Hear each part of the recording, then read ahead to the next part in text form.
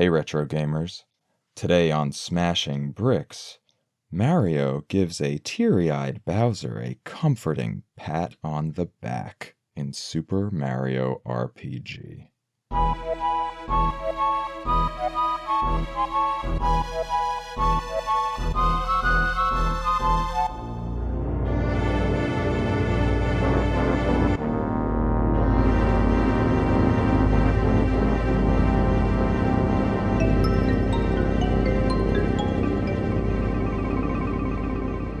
Welcome to episode 17 of Smashing Bricks, a retro gaming podcast.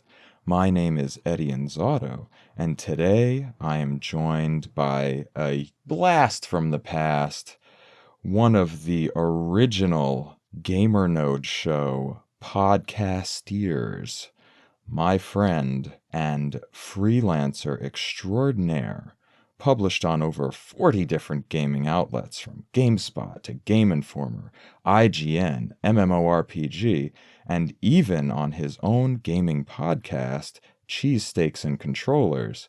This is Jason Fanelli. How you doing, man?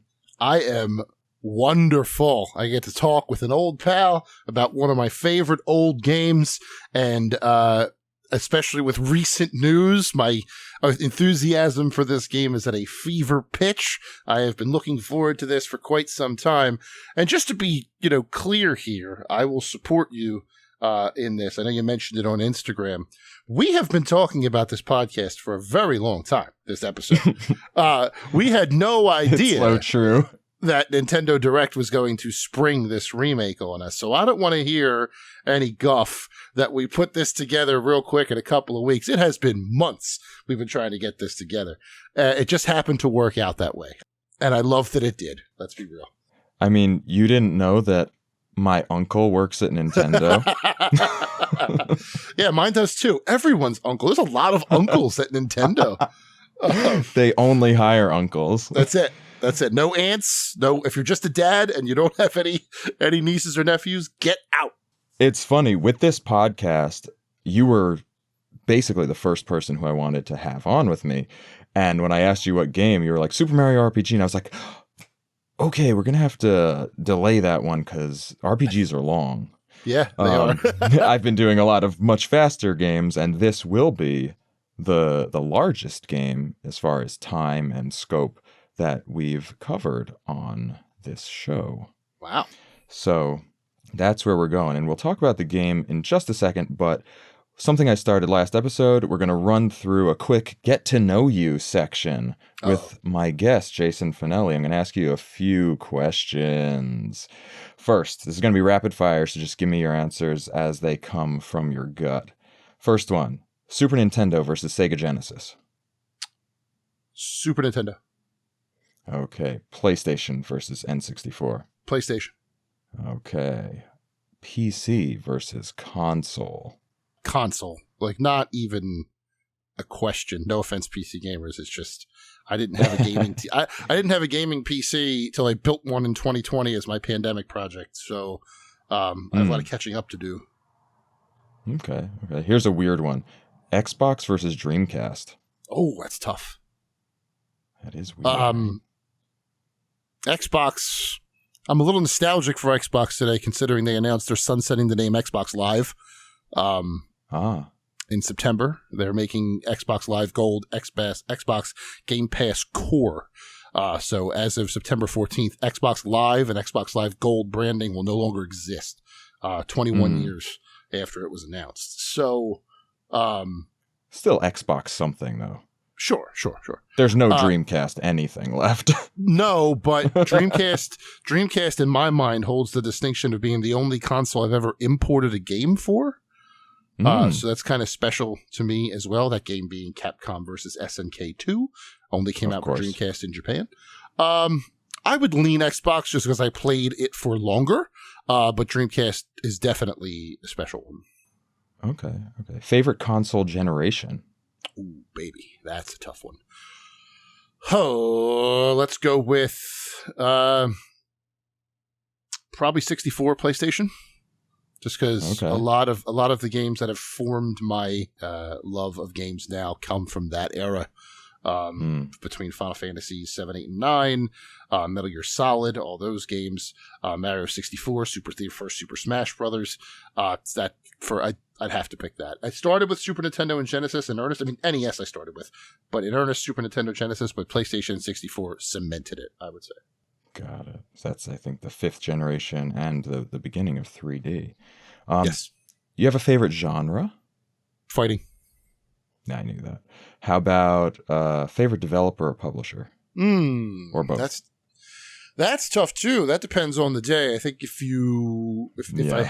I had to choose all time, it would be a toss up between Nintendo and Capcom. Got it. And how about this one? You don't necessarily have to come up with right now, unless it's right there at the top of mind. Favorite game of all time? Oh, I knew this question was coming, and I still don't know. I mean, it's tough. If we're taking the entire 30-plus year history of my video game playing into account, it's going to have to be Street Fighter 2 on the Super Nintendo. Got it.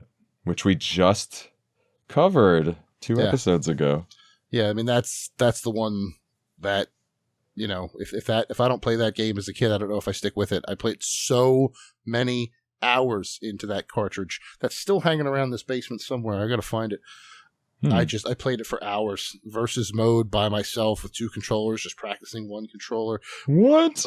Practicing one character on one controller over the other, and then play it with friends. We do the arcade modes. I distinctly remember beating arcade mode for the first time and being so proud of myself. So yeah, I'd have to say Street Fighter 2 on Super Nintendo. Amazing. Okay. Great. That was great. So now we know Jason a little bit better. And, you know, playing right off of that, you know, your starting era of gaming, the 16-bit era, and your favorite game being on the Super Nintendo, here we have another Super Nintendo game, Super Mario RPG. Now, this was a big deal, right? Mm-hmm. What is Super Mario RPG? Can you tell everybody? This is a collaboration between Nintendo and Square. And Nintendo wanted to put Mario in a Final Fantasy style RPG. Final Fantasy Chrono Trigger, huge at the time. Square wanted an RPG that was a little more family friendly, a little more accessible, let's say. So they came together in the year 1994. Developed mostly through 1995 and then revealed it that year to the public. And it came out in 96. I want to say February in Japan and March in Japan and May, 2 months later, in North America. This was experiencing Mario in a whole new way, which is why I personally hold it in such high regard. We said Street Fighter 2 was my number 1 game of all time. This would be top 3, if not top 5. This was the first time I ever played a turn-based RPG like this. This was my first one. It was my gateway to turn-based RPGs. I wasn't into the Final Fantasies at the time. I wasn't into Chrono Triggers. I was playing platformer Marios. I was playing Sonic games. I was very much more into the more action platformy style of games. So to have my love of Mario brought me into this. And at first I thought it was like, I'm like, what is this? This is not the type of Mario game I'm used to. I remember the first time I rented it from Blockbuster, I hated it.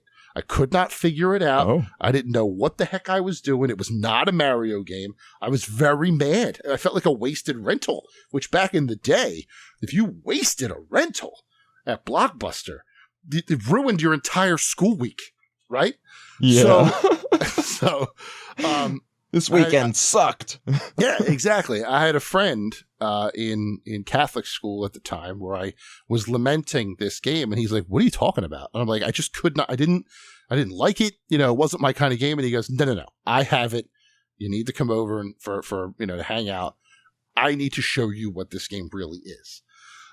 So I did, and that was it. That just boom. I rented it the next time and didn't put it down until I finished it, because back then in them 5-day rentals, I just beat the crap out of it, and I try and play it every year since. I have it on the SNES Classic. I'm hoping that with the remake, they'll add the Classic one to the Switch Virtual Console, whatever the hell, expansion pack, the online Super Nintendo library, just for having both in one place.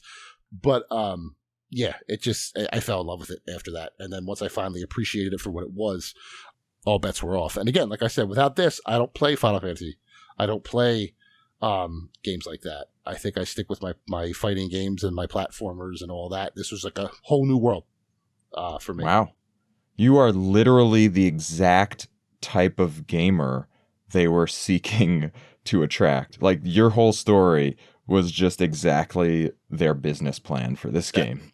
That's right. That's usually how these things work out. What do we want to do? Yeah. Oh, figure out what that guy wants, and it'll work for everybody else. Yeah. Yeah, you were into the Mario games. You saw Mario in an RPG. You tried it out, and bing, bang, boom. There it was. You loved it. And then I'm assuming you went on to play many other RPGs over the last 30 years. I have. A good bit. Final Fantasy VIII actually was my first ever Final Fantasy game because I got a PlayStation a little bit later than other folks, and that's in top 10 as well. Final Fantasy VII is also very good, people. I'm not going to say that it's not, but 8 is my internal favorite because it was the first one I played. It's just how it is. But yeah, RPGs are now one of my favorite genres. Turn-based action RPGs. Chomping at the bit to play Final Fantasy 16, but I have so much stuff on my plate right now. It's not even funny. I'll get to that, sometime next year probably. As it always is, right? Yes. Too many games, not enough time. Too many games. At this time, we know that Square was basically the king of the world as far as Japanese RPGs go. And Nintendo was essentially the king of the 16-bit era, having, had Super Mario World was a phenomenal game. So Mario was big.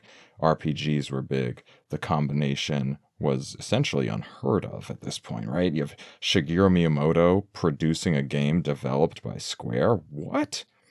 We had Hironobu Sakaguchi was the production supervisor, basically responsible for all the Final Fantasy games, right? Yep. A bunch of big names from Nintendo on board as advisors. Kensuke Tanabe was one of the writers, screenplay advisor in the credits. Other big Final Fantasy people like Nobuo Uematsu and Tetsuya Nomura got special thanks. Koji Kondo got special thanks. It was big collaboration. Huge. Miyamoto was leading teams at both Nintendo and Square. Square was developing a pretty much brand new graphical system, right? They were using this advanced computer modeling similar to Rare's Donkey Kong Country that was coming out at the time, where they make sprites that look 3D. It's like a faux 3D. And in this case, everyone has this bubbly, whenever I think of these graphics, I go straight to Mallow, right? Who I'm sure we'll talk about later on. This big, all this weird, bulbous, cartoonish look to it, where it's 3D in a 2D world. It really, I remember that being the first, even though I ended up hating it the first time I rented it. I just remember that being a very that first opening scene where Peach is picking flowers on the hill. I remember being entranced by that before I was betrayed in that opening rental before the game was actually explained to me. But yeah, that graphical style definitely stuck out even then. Yeah. So they made what was essentially a basic Square RPG, similar in structure and design to Final Fantasy, but then used a lot of the action elements, the more active sort of platforming nature of the Mario world, to add different controls to it. Like in the overworld, you could jump and there's a lot of climbing, much more platformy getting around the world. Your enemies were on screen, but then you went into regular Final Fantasy style battles, and those themselves had more actiony bits to them because you had these interactions where you could press buttons while you're doing your attacks and defenses, and you got this cool mashup. They really did everything they could to make this as friendly to the non-RPG player like myself as possible. It's a Mario game, so you still start by going to Bowser's Castle. You start by rescuing the princess. You end up in the Mushroom Kingdom in the first bit. It's not until after you get that first star and you move on and the world starts to open up even further when you get into Rose Town and the Moleville for the third star and so on and so forth. Keeping that central motif of Mario fights Bowser in Castle and making that basically the intro, and then keeping the entire first section of the game in the Mushroom Kingdom and places that looked familiar just in this new graphical style was huge. Created a sort of familiarity and easy jumping into point that kids who weren't as upset that it wasn't pure platforming were able to enter more freely instead of having to have the appeal of the game explained to them. Yeah, very true. And actually, you touched on something earlier that was really interesting. You said that you first experienced it as a rental. Yes. And that kind of plays into this, what's this new Mario RPG thing? It was the most rented game in the United States for 14 weeks straight in 96, and of course probably beyond that. But that's interesting, right? Because people were renting it because they weren't exactly sure what to make of it. Yeah. And going out and buying it right away, but they were renting it and then maybe buying it after, or maybe hating it and playing it at their friend's house. And also, too, May 1996, it comes out, 14 weeks. That's what, just over 3 months? That's the summer. So you get somebody who's lucky enough to rent it the first time, they could just keep taking it out again till they beat it, and then somebody else goes for it. So it came out true. In a prime time for a game of this genre, of this caliber, and of this format to come out. For American school children. Exactly. Just a perfect timing for it to launch. I was, 9 that summer, 1996. So, and I remember being in that friend's basement, watching him play and explaining it to me, like, listen, you dummy, this is why this sort of battle system works. He even also showed me Chrono Trigger, just like, this is where they're coming from. I had no appeal for Chrono Trigger at the time, just none. I have since changed that. I have played it, finished it, loved it. So to have a new experience like this come out in the summer, in the era of the rental, just a lot of things all made sense at once. Yeah, definitely. And speaking of Chrono Trigger, here's what was going on in the RPG space at the time. Like, obviously I said we already had Mario World, and that was multiple years earlier, right? But as far as RPGs go, Square just made Chrono Trigger. They made Seiken Densetsu 3, also in 1995, along with Chrono Trigger. In 94, they put out Final Fantasy VI. And then the next year after Super Mario RPG, they had Final Fantasy VII on the PlayStation. And as far as Nintendo's concerned, they had another RPG which was sort of second party, right? Earthbound was 94, 95, Japan, North America. So this era and this genre was so stacked right then. And like you said, Square was the top of the RPG mountain. That is a murderer's row of turn-based RPGs there. Exactly. Earthbound 2, the one thing that sticks out to me about Earthbound in childhood was the ads in GamePro magazines. Yeah. That were like scratch and sniff. The clay. You remember those? Yeah, they were like clay models. Yep. And scratch and sniff for like Master Belch. Yep. Smelled like relish, pickle relish. I remember scratching it and being like, hey, Mom, there's scratch and sniff. Smell this. And she was like, oh, what is this? Yeah. It was awesome. So funny. Earthbound is actually a really good analog to this. They both had that quirkiness compared to the seriousness of the other, Square RPGs. Well, that's the Nintendo way, right? I mean, they can make serious games when they want to, but obviously in this particular genre, they saw an opportunity to have a little more fun, be a little more eccentric in the case of Earthbound, or light and fanciful in the case of Super Mario RPG. Right. Both of them working for their own reasons. Earthbound was another one that I didn't play until late. My first playthrough of that, was when it hit the Wii U Virtual Console in 2013. 14, whatever that was the first 13 was the first time I ever played it. But leading into that, I can see a through line where Miyamoto says, Earthbound did pretty okay. Let's take this format and make it Mario, and then goes to Square, who is like the king of them. Like the dotted line makes sense, right? Definitely. How you get from Earthbound to Super Mario RPG from Nintendo's standpoint. Square was just like, yeah, sure, we'll do it. We know what we're doing. Can we put one Easter egg in this one town that you need a special stone to get this door? Like, yeah, sure, why not? And then the rest was was why we're sitting here 27 years later talking about it. Absolutely. And ultimately that year, it seemed to have worked out, right? Because it was, I mean, conflicting information makes it either the third or fourth best-selling game of 1996. For the time, just shy of 2 million units, up to 2.5 million units. Pretty good for then. Obviously now we're in a whole different world. But then that's pretty good, especially for a game that people couldn't necessarily be sure what to make of beforehand based on the history. And also, a big deal, 1996 was already the year of 3D. Super Mario 64 came out that year, like 3 months later, or 4 months later. Tekken 2 was the other one of those top 3, and Resident Evil was the other one of those top 3. I mean, come on, versus Super Nintendo games. Yeah, so they did pretty well.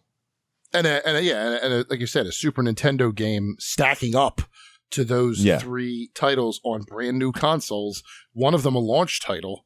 One of them also a Mario title. Yeah, right. Which Mario title are you going for? Mario 64 or Super Mario RPG? As a child who did not control his own financial destiny, I was going after Mario RPG because I still had the Super Nintendo.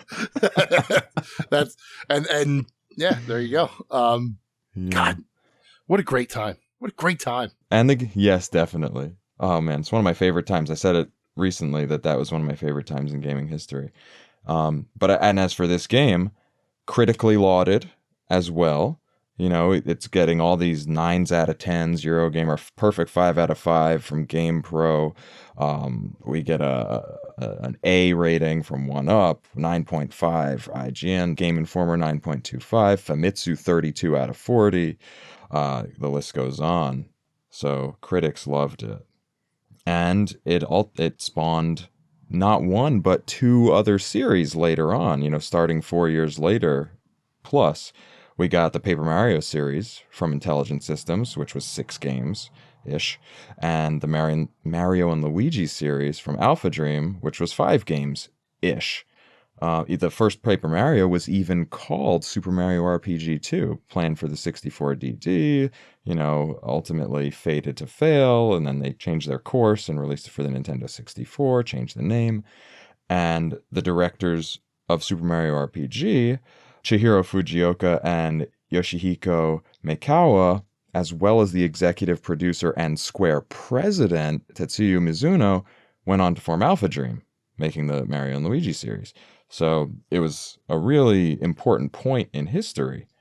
Not to mention, it was the final game. After this collaboration, it was the final game made by Square for the Super Nintendo that would be published worldwide, besides 2 others that were Japan only.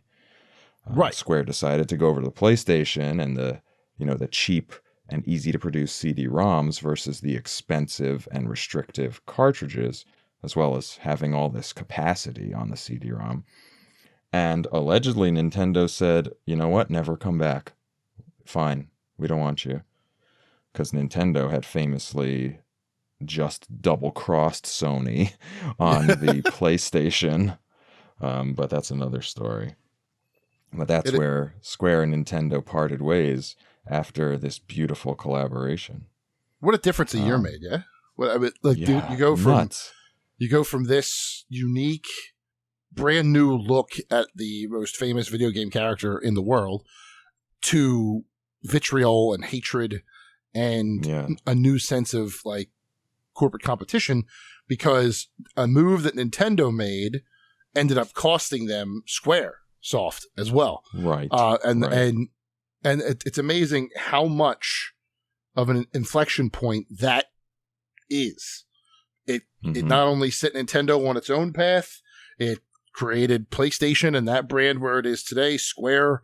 I believe there was one or two others who went with Square. Nintendo was like, nah, stay with them. We're good. It's a fascinating thing to think about. And Nintendo didn't have a RPG for like a decade, except for the one that they made themselves. That's right. And Super Mario RPG ended up being sort of under the radar for a lot of people, even though it had a lot of sales and a lot of critical acclaim. And then it just came out again on the Wii Virtual Console in 2008, and then in 2015 on the SNES Classic in 2017, and now finally the remake coming this year, announced merely days after we announced this episode.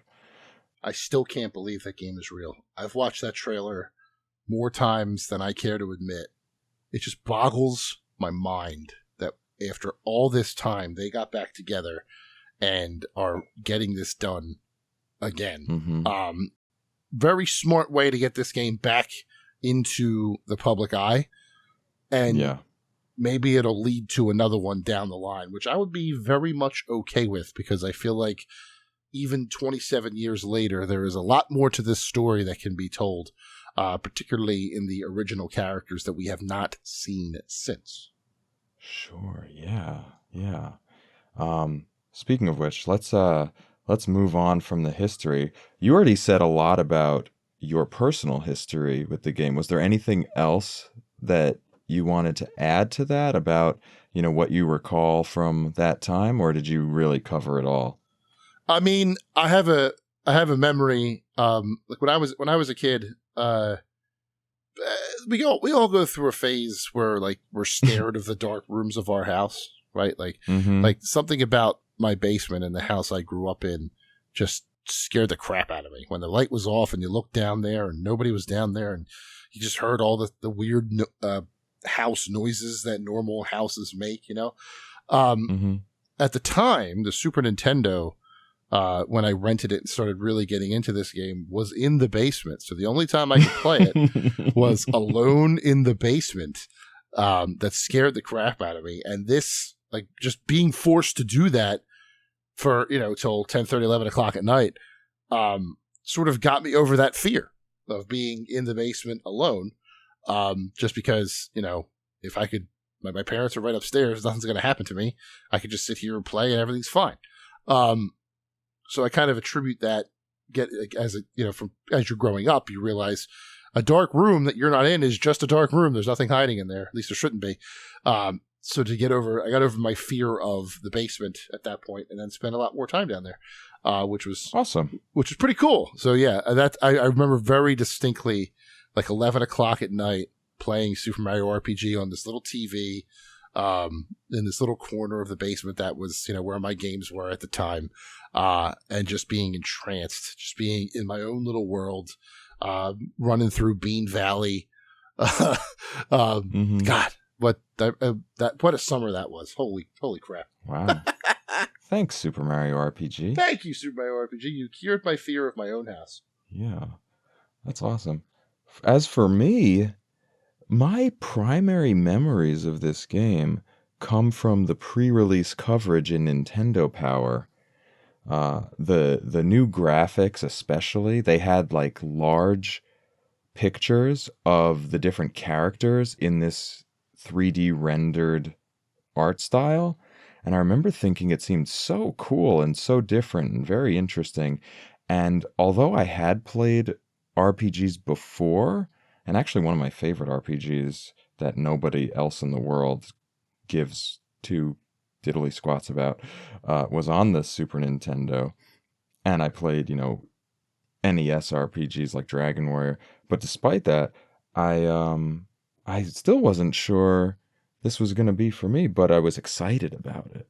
And I read all the coverage. I looked at all the pictures. I tried to soak up, what this world might be. But I don't have a distinct memory of playing it. I feel like I may have also rented it and bounced off of it. And I know that later on I revisited it and also bounced off of it. So this was my first real play in earnest of this game ever. Wow. Wow. That is surprising. I really thought. Isn't it? Yeah. I mean, it feels You know like a game me. that's right in your wheelhouse. Exactly. And I like to pick out games that were important historically, and I love Mario, even though we said Mario Sunshine is not a smash. But you can go listen to that prior episode to hear all about that. But that was it. I had the main memories of the pre-release coverage, which was super exciting. And from that time in 1995 and 96, I've been looking forward to this month's replay. And that's where we're at now. So let's go through and talk about what we discovered or reinforced from this play. For me, I guess as kind of the newbie to the game, I found the main thing, just to give like a high level look at what my opinions are, what my feelings were.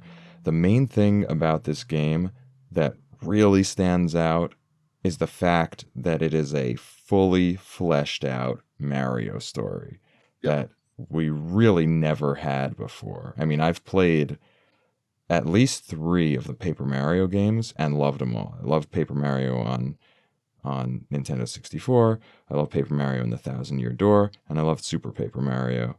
And I haven't played the following ones, but I definitely fully loved those games, even though I had bounced off of this one back in the day. But that idea of having a really fully written out story in the Mario world is the main big deal about this to me. Do you feel the same way, or what are some other things? Yeah, 100%. It goes back to what I was talking about, like after the Mushroom Kingdom section, the world opening up to you, because not only does it stay within the familiar confines of the kingdom, but it also introduces new enemies. Like that's when you see Krako for the first time, and then the first boss is Mac the Knife. And you're thinking to yourself, well, who are these characters? I've never seen these in a Mario game before. And then you realize the rest of the game is full of them. It's between Frog Fuchsius and Jonathan Jones and Booster and everybody else that you meet throughout this adventure are things that you've never seen in a Mario game before. And frankly, never in a Final Fantasy before either. Like Chrono Trigger and Final Fantasy at the time, they weren't exactly fully serious RPGs like some other games at the time were. Like a PC RPG player would hold up his nose and scoff. It's no Ultima or anything like that, right? But they still had these fleshed out stories with these over the top characters.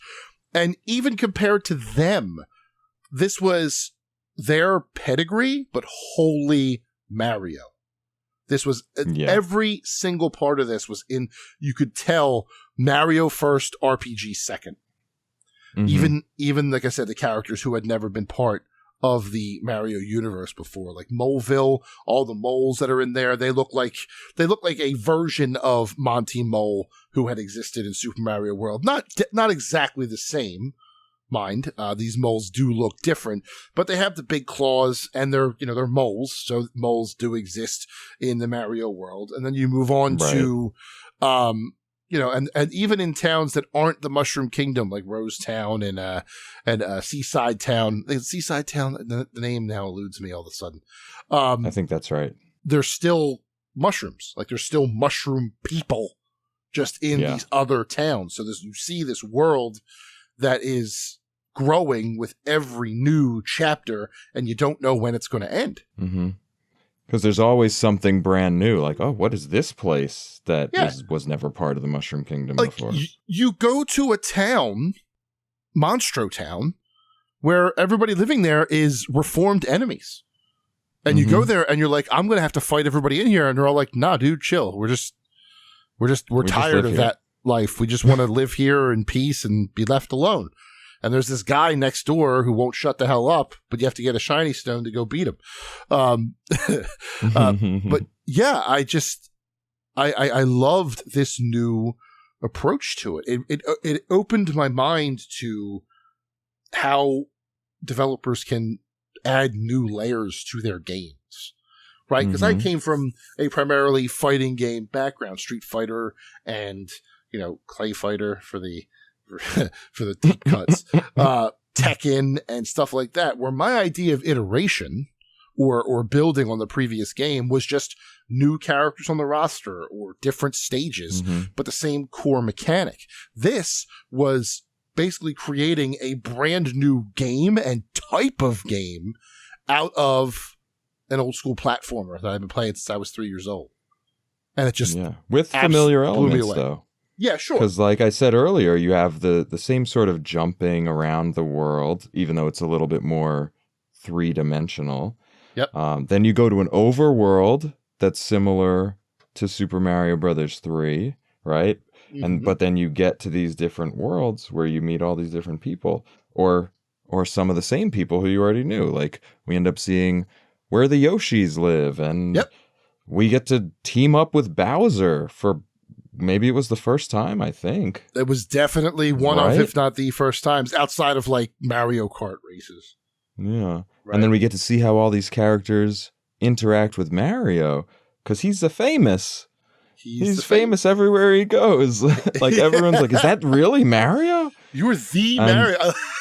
I love the kid on the bed where it's like, Mario. Everyone freaks out. Yeah, if you're the real Mario, jump for me. And you just do the jump. And the kid just starts bouncing on the bed as fast as the game will allow him to animate, screaming, yeah, it's Mario. Just losing his mind. I love that.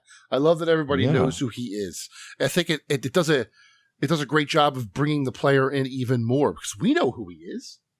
If we went to every town and everyone was like, who the hell are you? Who is this guy? We'd be like, oh, nobody knows who Mario is. Wait, so Mario's not important? I thought he was the most important thing in the world. Right. What's the point of even having this world? Where Earthbound got away with nobody knowing Ness, because that was a brand new world and experience. We had no idea what we were getting into until we played it. Here, they treated Mario like the all-star that he was. And it gave me that extra sense of, yeah, I'm Mario. I'm the king of this world. I'm the king. I'm the hero of this world. And even though he never says a word. Right. And if you try to go off the beaten Mario path, if you try to be different than what Mario is supposed to be, the game actively yells at you. If you remember the one scene where they're like, Mario, you have to do this. And he's like, nah. If you could choose to say nah, and then Mallow comes out. He's like, Mario, what the hell are you talking about? We got to do this. Nah. Gino comes out. Mario, please stop. We have to do this. Nah. Princess Peach, because she's in your party by then. Mario, we have to do this now. No. Bowser comes out. God damn it, will you stop? We have to do this.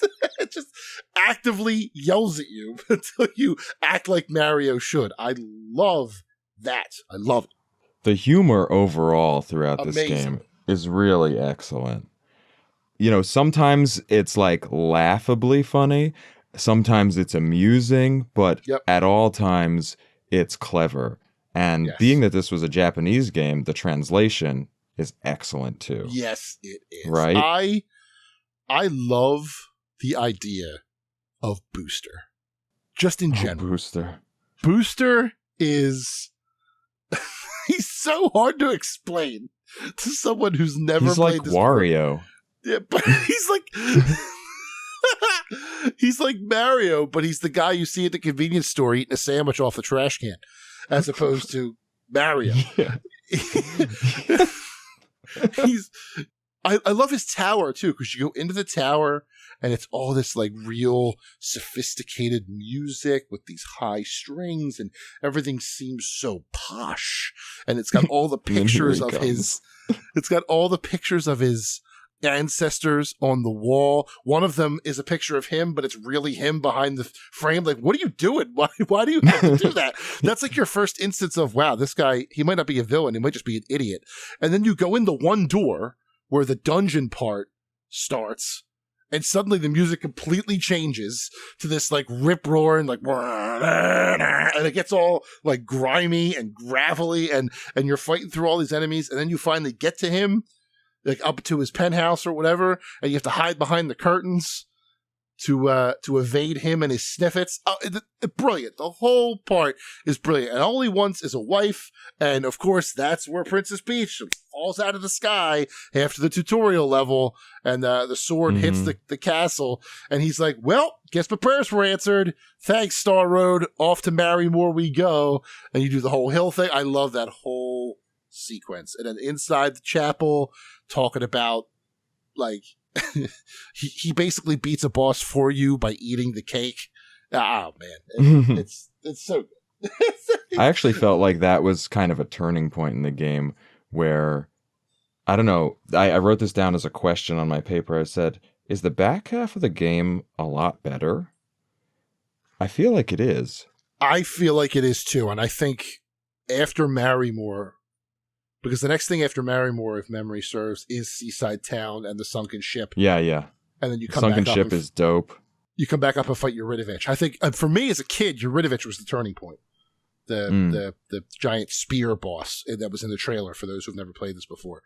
That, to me, was the turning point, because I remember, as a kid, I got stuck at that boss fight in one of my rentals after I liked it. And I had to take it back. I couldn't beat him. I could not beat him.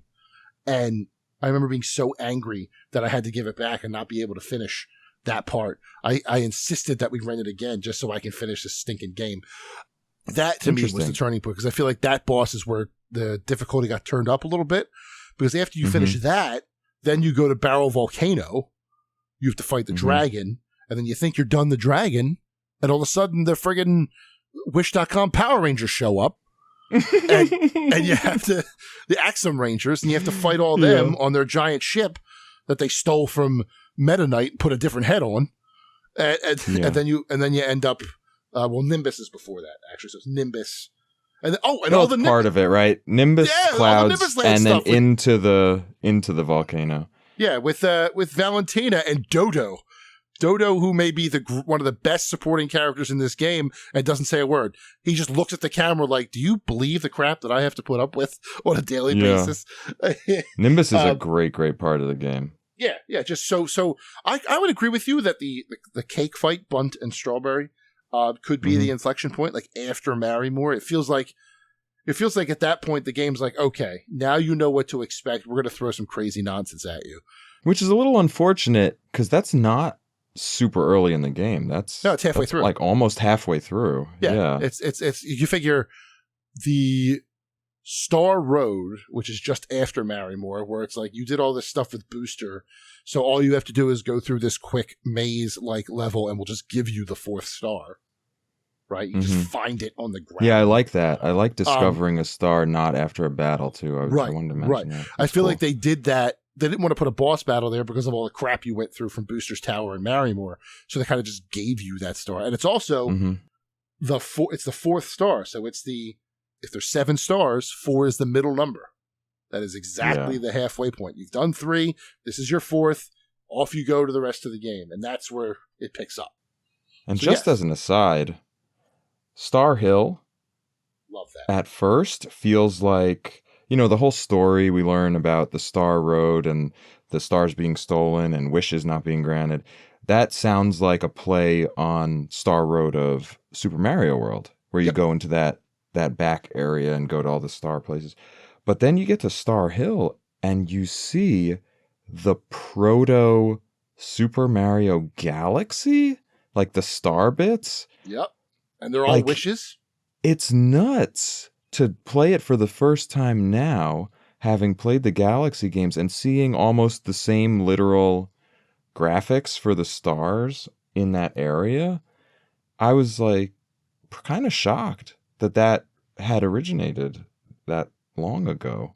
And that actually leads into why I think a sequel is possible, because unlike then in 1996, now, as of 2007 and beyond, we have a character in Rosalina where you could further explore Star Road and Star Hill and Geno, What if it turns out Gino was one of the Lumas all along, and you can connect that, right? Because Gino, one of the new characters who was not an existing Mario character like Bowser, Princess, Mario himself, he was something embodying an inanimate object, right? He was a puppet that was embodied by this sort of celestial force that we never actually saw the true form of, right?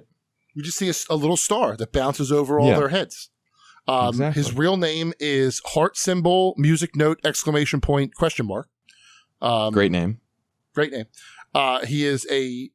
He fights for the Star Road, and he is sent by what he calls a higher authority to restore the peace and restore Star Road so everybody can get their wishes granted. He's really like the protagonist of the game because he knows what's going on and tells everyone what they have to do. Yeah, finding him right before the forest maze kind of kicks off, like it puts the entire adventure into focus, right? Because that you find him right before the second star. So you found the first star. You don't know why you have this star. Then you go off the beaten path for a little while.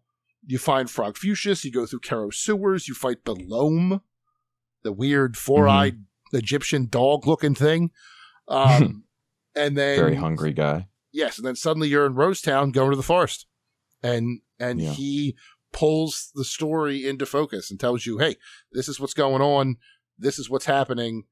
This is why this is important. You have one. We need 6 more. Let's go. And then off you go. And speaking of the things that change, you had mentioned that the difficulty ramps up. I was interested when you said that you struggled with that one boss to get your take on the difficulty of this game, because to me, it seems like a much easier role-playing game than some of the other 16-bit era RPGs. Did you find that? Or since I actually didn't complete the game this time, I only played a little bit past halfway through, maybe I missed the difficulty ramp up? Or do you think it was overall a little bit easier? No, it definitely is. It definitely is. And now, easier. Now you're not 9 years old. Right. Do you just blow through it? With a lot more RPG experience under my belt, I can see the lack of extreme difficulty in this game. You have to recall, when I played it for the first time and first started, feeling out the whole game, this was my first ever turn-based RPG experience. I hadn't had one before. So to get to Yuridovich, who clones himself and has all these attacks that hit everybody at once, I was caught completely off guard, and that's why I got stuck there. Now I don't have an issue with him anymore. I still have some anxiety remembering how much I hated him, but it doesn't stop my progress anymore. I know what to do. I know how to beat him and move on.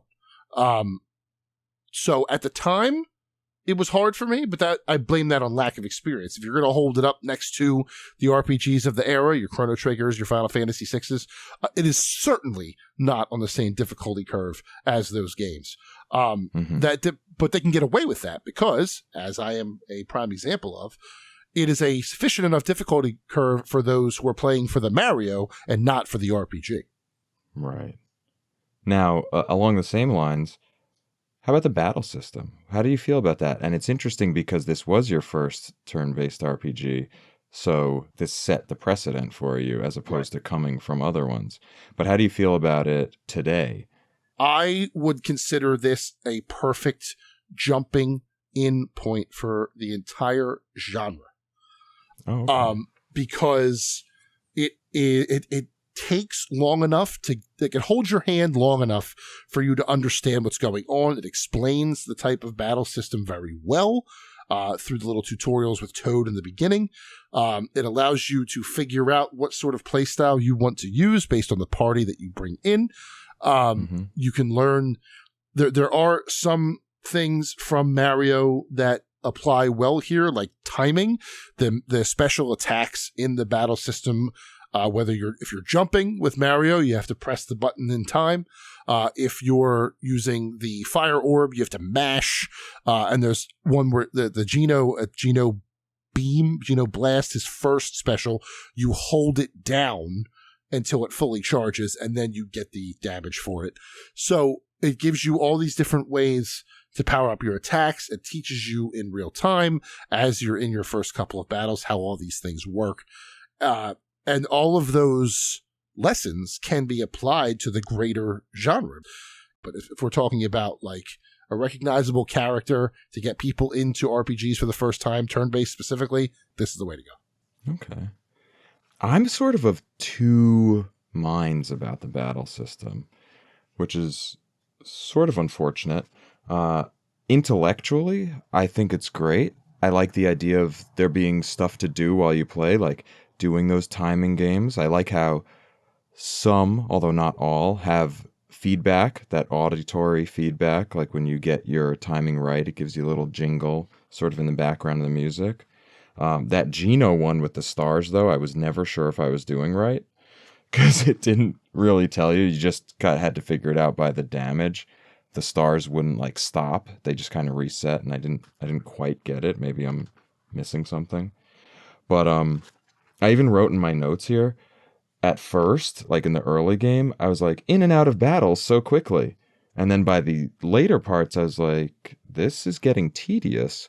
These battles are kind of taking a little longer than I want. The extra button presses are just kind of adding to it.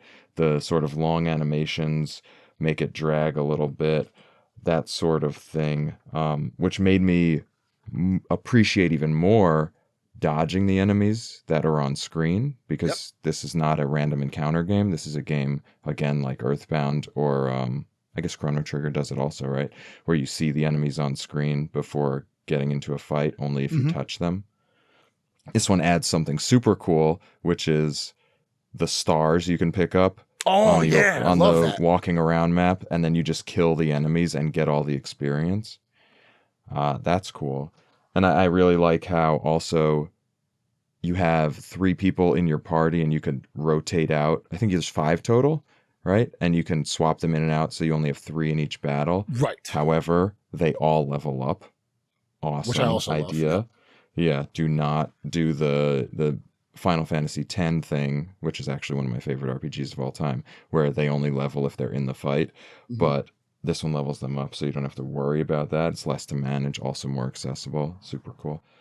And I even found like a little nitpick of the 4 buttons where you press the right button to use the right menu item, the left button to use the left menu item. I found myself wanting to just have use the D-pad and have a confirm and cancel button. But that's just like a little nitpick. But overall, I felt like the battles ultimately became a little laborious for me, which kind of sucks because I think that they're designed really well, despite how it felt. Like the concept is all really good. Another thing is, I can't stand the battle music. That one track. This is probably a super unpopular opinion because the music is great in this game. You know that song? Too much. It got stuck in my head, which maybe made it worse. But I think the music in the game is generally great, right? And I think history says that the music is agreed upon as being great for this game, and I like most of the tracks, but the battle music just was I couldn't take it. Now, and that all of this combined to make me not really want to do the battling portion after half the game. Now that doesn't include the boss musics, right? I like the boss musics. I also very much like the boss music. I prefer the heavy boss music, like the big boss music. But both of them are pretty good. Man, that's surprising. But that's where people are gonna hate me. But let's not. That's fine. But we can agree that the soundtrack as a whole, from the ubiquitous and wonderful Yoko Shimomura, who just after the remake was announced confirmed that she is back in the saddle for this one. Yeah, that's which is Yoko Shimomura of so many games fame, right? Like the Kingdom Hearts series, Street Fighter 2. You probably know better than me. Yeah, she did like all of the main character themes in Street Fighter 2, right? Yeah. Guile's theme goes with everything because Yoko Shimomura said it should. Right. Parasite Eve was hers. Kingdom Hearts, the entire series. was hers. The Mario and Luigi games we talked about were hers. Xenoblade Chronicles she did with Manami Kiyota and Ace Plus. She was part of that team as well. Streets of Rage 4, she did specifically one track on that, the Shiva theme, which if you haven't played that is fantastic. She also partnered with Grant Kirkhope and Gareth Coker for Mario and Rabbids Sparks of Hope. That's her most recent project. Currently working on Kingdom Hearts 4 and the Super Mario RPG remake as well. But the Super Mario RPG remake are arrangements. They're not, she's not fully composing them again. She doesn't have to. Because they obviously were already made. But she also did arrangements for Super Smash Bros. Ultimate. She arranged Vega's stage from Street Fighter 2. She arranged Treasure Trove Cove from Banjo-Kazooie. She arranged Pasta from The King of Fighters. Dance of the Blocks from Minecraft. Cosmo Canyon from Final Fantasy VII when Sephiroth came in. She did a ton of music for the Smash Bros. Series as well. She is one of the best. She is one of the premier composers of the time, and the soundtrack that she makes here absolutely sings. It's amazing. I have a favorite track, the one that always gives me goosebumps every time I hear it, and the people who made the remake trailer were smart enough to include it. That is Nimbus Land for the first time. When you get Nimbus there for the first time and you hear that music, the real high, flighty, quick melody sounds like it's in a flute or some sort of woodwind, and then the strings come in. Just an absolutely gorgeous song. And just hearing the 3 songs that they put into the trailer, those arrangements by Shimomura, makes me very, very excited for what the rest of the soundtrack is going to sound like. Yeah. And even in the original, the whole thing felt like such a deft blend of Final Fantasy style and Mario style, which I guess is why Uematsu and Kondo were special thanksed in the credits, because she really did a good job combining those two styles. And she even rearranged a specific Final Fantasy IV song, the one in Monstro Town, when you fought this weird guy from another dimension. The secret named boss. Kulex. Yeah. But that was really cool. For one of the Final Fantasies I have played and enjoyed very much. There you go. See, you get them all sometimes. Yeah. It's an amazing, wonderful soundtrack. Every single theme fits the place that you're in somehow. And even when like you hear the Mushroom Kingdom, I keep going back to the beginning where Mushroom Kingdom, where you're in there for the first time. And another genius way that they kind of set up how this game is going to work for you is when you get there for the first time, you hear the Mushroom Kingdom music and you see the hustle and bustle of the crowd and of the townsfolk. You go into the castle and speak with the Chancellor, and then you go and you get Mallow's frog coin back. When you come back, the music is completely different. Everything's dark. It's a completely different mood, and the music does a great job of setting that up. And without Shimomura's expertise, I don't think that happens. So, 100% amazing soundtrack from start to finish. Well, except for that battle music. Anyway, so we could talk about this probably for another 3 hours, but as we start to kind of wind down here and wrap up, I just want to ask, are there any other notable moments or favorite parts of the game? And then we'll get into our kind of final thoughts, which I think are pretty obvious by now. Yeah, I like how they sprinkle mini games into the RPG format, so it's not just go to town, fight people, go to next town. Like Yoster Isle doesn't need to exist. Right? Yeah. It doesn't do anything other than be a side quest where you do Yoshi races to help out your boy. But in doing that, you then get the Yoshi's Cookie where he will come out and help you in battle, which is really cool. Right. When you go into the sewers for the first time. Down the river, right. And you do the river game where you're grabbing coins and stuff like that. And if you go into certain caves, certain things happen and you can get better weapons. And then even the final dungeon, The final dungeon of the game, when you go back to Bowser's Castle, is a bunch of little rooms with different challenges in them, whether it's, invisible paths or, step on the correct platforms or else you're going to get hit with an enemy. But it's also, every one of those rooms is where all the ultimate weapons are. The most powerful weapons in the game for your character. Most of the time. The frying pan is Peach's. I don't think the frying pan's in there. I think she has like a slap glove that nobody ever cared about.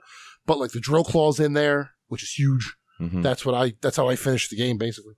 So I love that they sprinkle little challenges outside of just the battle system in this game. The Todovsky music section. It doesn't have to be there. It's just fun, and you're making music with tadpoles, and it's a good time. So that's the kind of thing that I really appreciate about this game. It never takes itself too seriously. It always has this air of like being fanciful and light, even in its final dungeon.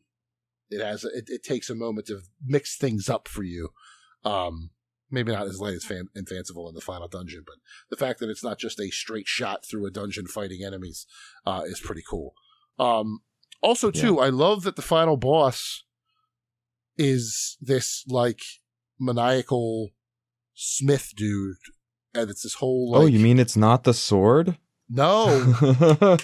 That I thought it was the entire game until I got there. The sword brought somebody else, and he's basically, if you want to get real deep into the analysis of the story, as people like to do in this day and age, he is the personification of industrialization, and you're trying to save and war. The military-industrial complex. Yeah, even better. The military-industrial complex. You're trying to save the natural beauty of the Mushroom Kingdom from his machinations. Well, yeah, he wants to eliminate all wishes and happy things and fill the world with weapons. He's a turd, is what he is. Psychopath. He's a turd. Also, speaking of wishes, one last thing. I mentioned it earlier, but being able to read the wishes of the people that you meet up with in Star Hill. Super good. And especially Mallow. Mallow's is great. Luigi. I wish I was like my big brother. It's just, it's the whole friggin' game makes me smile, even when I'm mad at it. Yeah. So funny that you mentioned the mini games, because I actually wrote that down earlier on. I said the river, the minecart, and some of the other games are very Square-like. Yes. And not so great, in my opinion.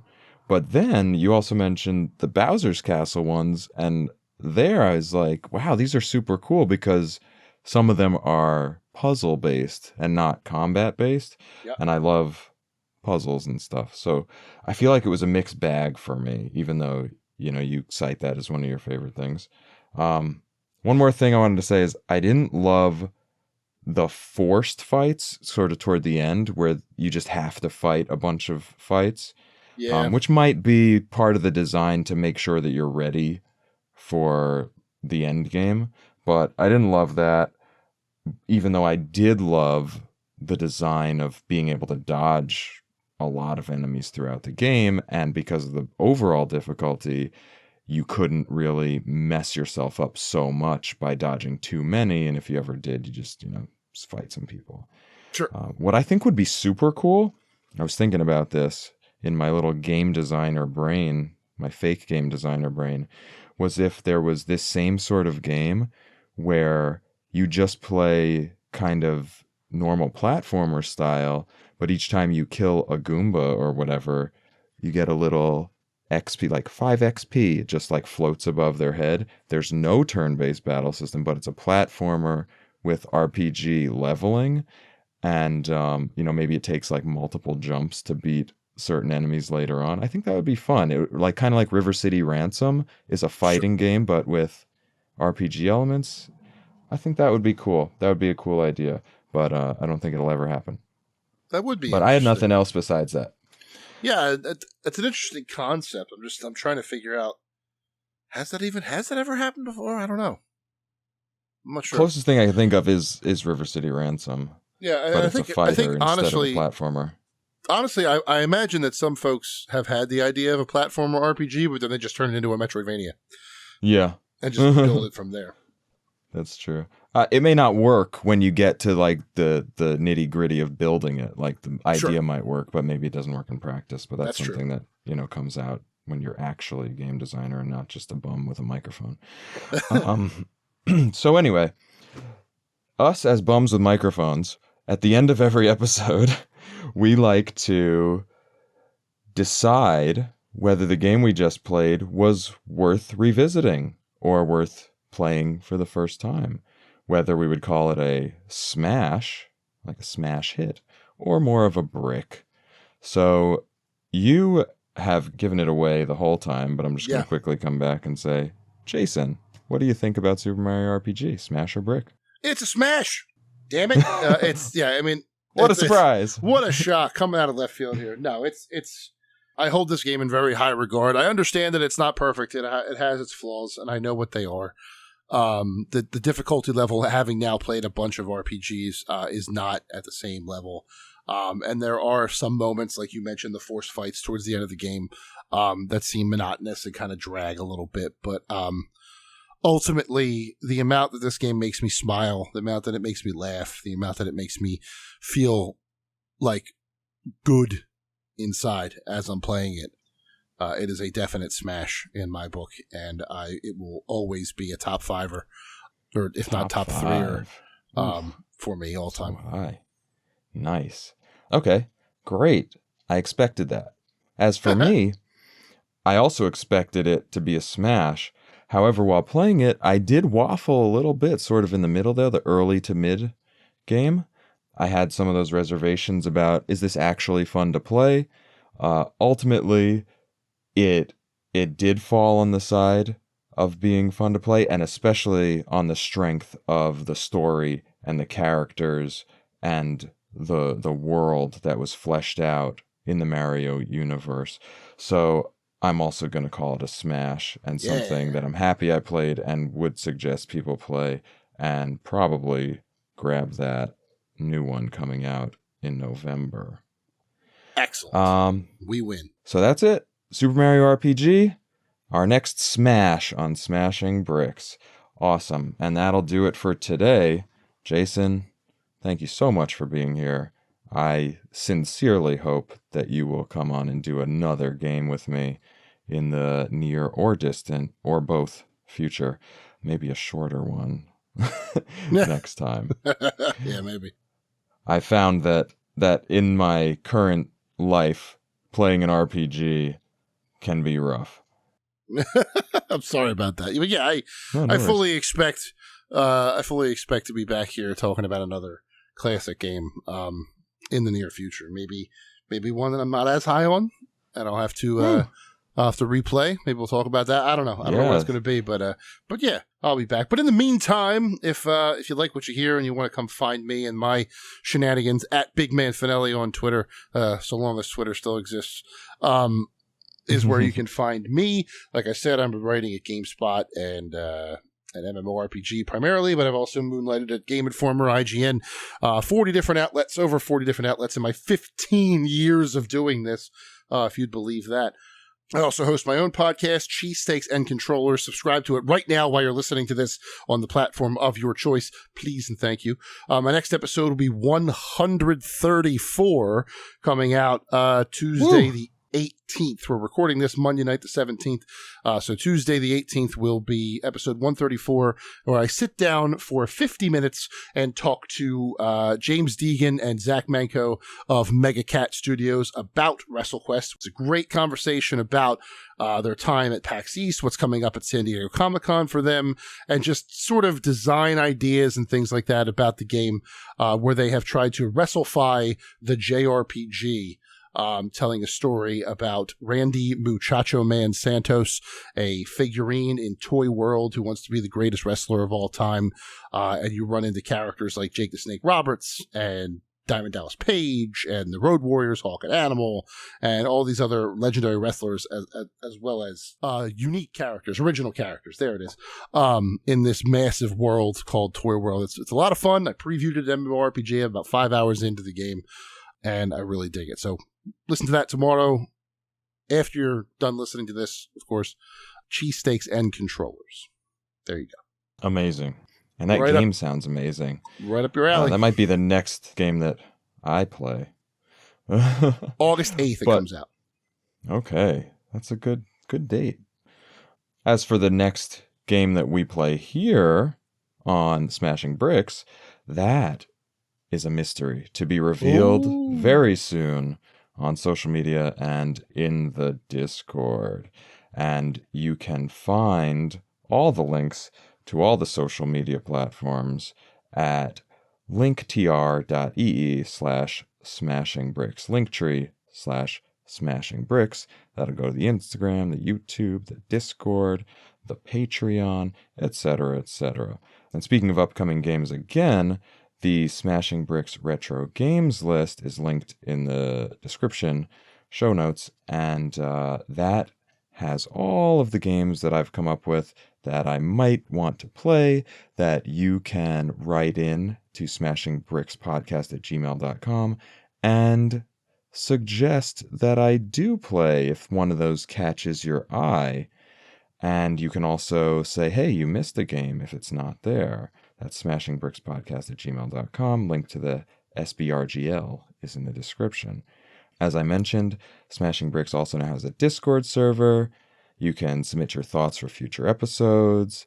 It's fun. It's very small, continuing to grow, but you could definitely get yourself in there, and I can potentially read your commentary on a future episode. Speaking of growing, we've got all those social medias. You can subscribe, follow, all that stuff there. There's a Twitch channel too. The Patreon, you can go over there and check out the different tiers to see what you might be able to get for supporting the show, not least of which is making these episodes more frequent. And please do, if you can, and I think you can, leave me a 5-star rating and review on your podcasting platform of choice. Once again, thank you so much for listening, and thank you, Jason, for being here and making this a wonderful listening experience for everyone. Hey, happy to be here, and look forward to the next time. Awesome. Until next time, may the nostalgia be with you all.